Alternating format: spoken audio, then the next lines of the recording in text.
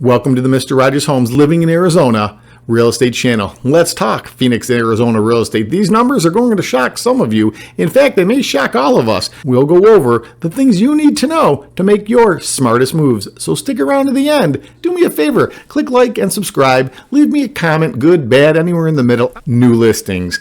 Not bad news. We're about the same as we were from last year, a bit down from last month.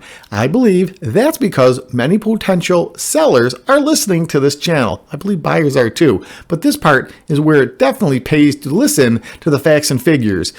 Potential sellers are seeing that many buyers are on the fence. Why? I don't know. It's a great time for them to get off the fence and get shopping. Potential sellers know that right now, unless they have to sell their properties, it might be better off to hold off and see what's going to happen in the near future. And you're going to see as we dive deeper into the video what exactly I mean by that, because the numbers are backing up my words. If you're looking for your dream home, perhaps an investment property or a second home here in the Valley of the Sun, then our new mobile app is for you. It's fast, it's private, it's accurate. Best of all, it's free. Go ahead, give it a try. Active listings. What we're looking at is exactly what it is.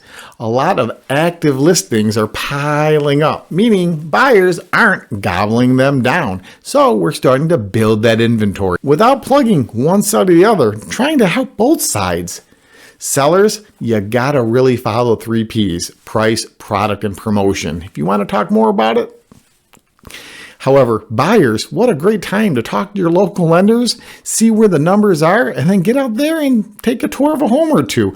Yes, interest rates could fluctuate, so could home prices, but I can tell you one thing. It's a good time for you to go out there and learn, experience, dive into the buying process. That way, you're more than able to make a move when it's time to do so.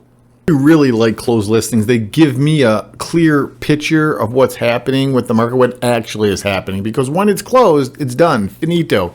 And you can see that we're about the same now as we were 12 months ago, which is a very good thing. However, what's not a good thing, and you can look back at the last numbers that we were just talking about, active listings are piling up. So although we're keeping steady with closed listings across the board for 12 months, the inventory active listings is starting to build up. It's good that we're closing properties at the same pace as we were last year. That's a steady. The not so good news again is that the listings or inventory that homes aren't selling. But the fact of the matter is closed listings are where they were 12 months ago, and the active listings are starting to pile up, thus creating what we would call the proverbial traffic jam of properties on the market. Average sales price is absolutely, positively a crowd favorite for both buyers and sellers for different reasons. Of course, I say it all the time.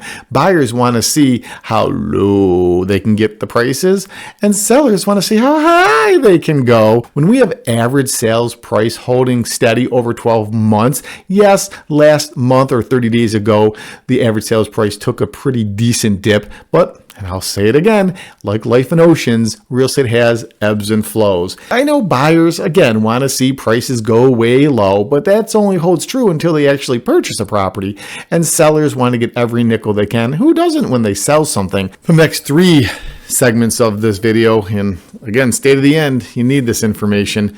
Not so good when it comes to the market for sellers and maybe buyers, depending how they look at it. In every video, I always say a good or healthy supply of inventory is somewhere between 2 months low and 4 months high. Well, we just hit 4.5 months of inventory.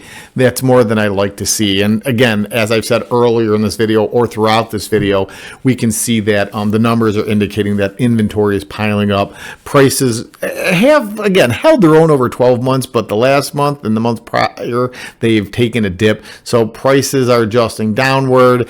Inventory is building. You're going to see, as we are seeing, the month supply of inventory is building because, again, there's not as many buyers and closings as there are listings on the market currently. So that's creating a pile of inventory. And again, what I might say is gloom and doom as far as one side of it is great for the other side of it. The fact of the matter is, if a potential seller is going to put their house on the market, I usually say, let's really dial it in and see if you want to make sure now is the time to price it accordingly to this market and do what we need done to put it in the best spotlight to be in the running to be sold. Flip side of that is buyers, it's absolutely a time for you to run your numbers. In other words, talk to a lender, see where you are buying power wise, credit wise. What a great time to start the process and see what's out there. Again, in the price range, because now you know what it is. And then we start narrowing it in. You know, when you have a dialed in game plan, the chances of success go through the roof. The listing success rate isn't looking so good. It's not end of days. 6 out of 10 properties will sell. So not to be Mr. Gloom and doom. If you're thinking about listing, it's not game over. 60% is still 60%, and how you increase that number. And as I said earlier, these numbers are averages. So you want to make sure that if you're going to put your property on the market, you're in the 60% that does sell, not in the 40% that doesn't. Some people are buying and selling within the Valley of the Sun, the Phoenix metro area. So they have to be concerned, focused in, and comprehend both sides of the fence. Not every game plan is the same. Like they say, it's not one size fits all.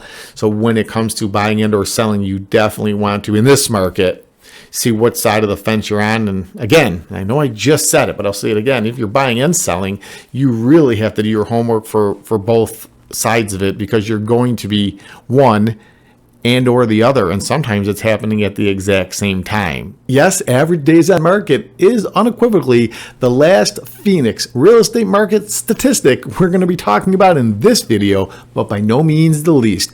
Most people don't know this. Average days on market isn't how long it takes for a property to go from for sale to sold. No. It's how long it takes a property to go from for sale to under contract. Many times there's parts of that process, the buying process, that have to happen before the actual profits are given to the seller and the keys are given to the new home owner. The appraisal is one and the inspection is another. All the while, however, the days on market numbers are accumulating. So sometimes, and just an example, if there is a negotiation going back and forth, perhaps the sellers aren't willing to do certain repairs and or lower the price in lieu of making those repairs, the contract could get canceled. Or maybe the buyer can't satisfy the loan part of the process, the buying part, for whatever reason, so the contract is again canceled.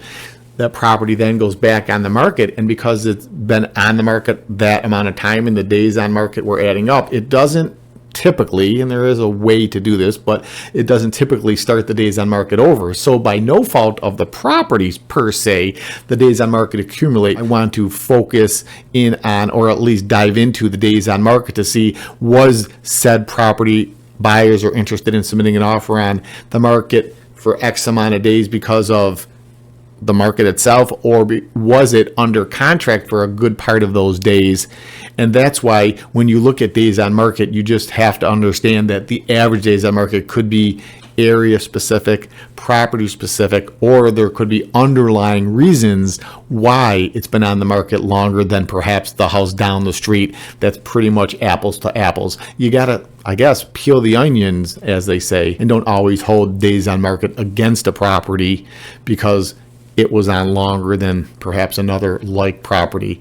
It really comes down to doing your homework, to making sure that you're submitting your strongest offer when you're trying to buy a property, and if you're selling a property, to explain to the potential buyers why the numbers are what they are. If you like this video, make sure you check out this one. I'll see you over there.